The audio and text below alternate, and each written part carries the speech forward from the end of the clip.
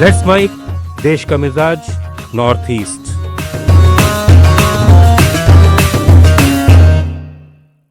नमस्कार, let's mic में आपका स्वागत है। देश का मिजाज नॉर्थ ईस्ट के साथ मैं राखी जैन।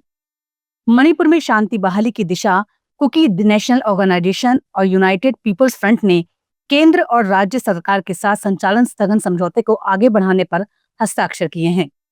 समझौते के तहत दोनों संगठन मणिपुर की क्षेत्रीय अखंडता बनाए रखने और संवेदनशील इलाकों से शिविर हटाने पर सहमत हुए हैं।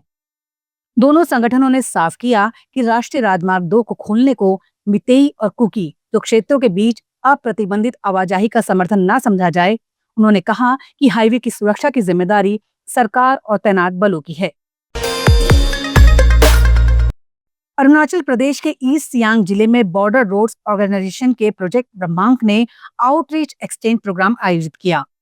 1 से 6 सितंबर तक चले इस कार्यक्रम में बीआरओ के अधिकारी और जवान Arunachal Pradesh university, apex university और राष्ट्र रक्षा यूनिवर्सिटी पहुंचे। वहीं फैकल्टी और छात्र छात्राओं ने भी प्रोजेक्ट ब्रह्मांक कॉम्प्लेक्स का दौरा किया।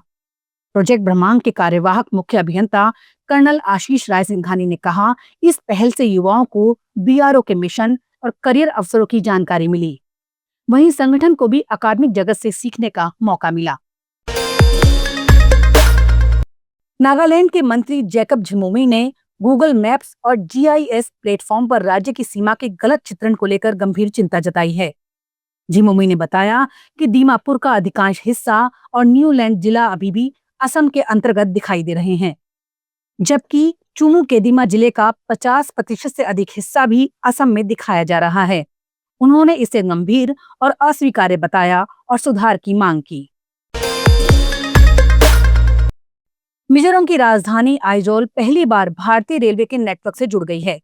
अब ये रेल लाइन आगे बढ़कर म्यांमार बॉर्डर तक जाएगी, जिसका सर्वे किया जा रहा है।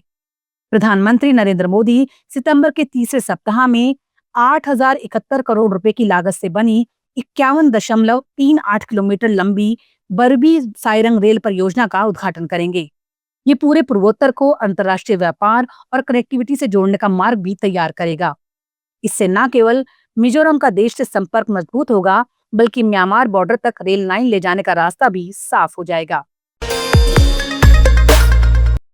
सिक्किम में दूरस्थ श्रमिकों के लिए एक और नया डिजिटल केंद्र शुरू होने जा रहा है।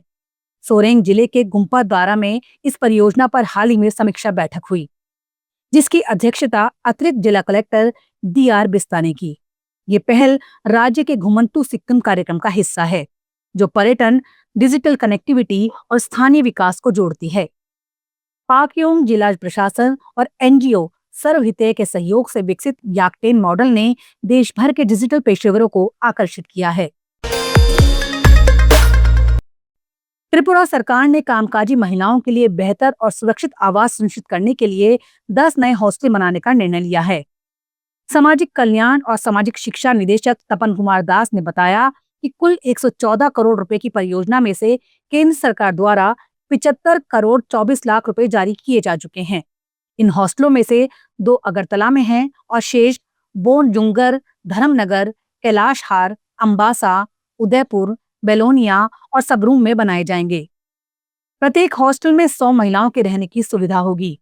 साथ ही रसोई, bathroom, gym, park, conference hall और 24 घंटे सुरक्षा की व्यवस्था रहेगी। दिव्यांग कामकाजी महिलाओं के लिए भी अलग इंतजाम होंगे। मेघालय सरकार ने जापान की एशियन वन कंपनी लिमिटेड के साथ एक ऐतिहासिक समझौता ज्ञापन पर हस्ताक्षर किए हैं। इस पहल का उद्देश्य राज्य के युवाओं को स्वास्थ्य, आतिथ्य, आईटी और संबंधित क्षेत्रों में अंतर्राष्ट्रीय करियर के लिए प्रशिक्षित करना और विदेश में रोजगार दिलाना है। ये समझौता टोक्यो में मेघालय राज्य कौशल विकास सोसाइटी द्वारा किया गया। मुख्यमंत्री कॉनराड के संगमा के अप्रैल 2025 के जापान दौरे के दौरान शुरू हुए वार्तालापों का ही ये परिणाम है। असम के श्रीभूमि में नाम परिवर्तन को लेकर तनाव बढ़ गया। करीमगंज का नाम बदलकर श्रीभूमि करने के फैसले के विरोध में एनसी कॉलेज बादरपुर के छात्रों और स्थानीय लोगों ने राष्ट्रीय राजमार्ग 6 को जाम कर दिया। प्रदर्शन के दौरान कुछ लोगों ने पुलिस पर पत्थर फेंके, जिस पर पुलिस ने बैटन चार्ज किया। इस बुलेटिन में फिलहाल इतना ही। देखते रहिए, सुनते रहिए लेट्स माइक, नमस्कार।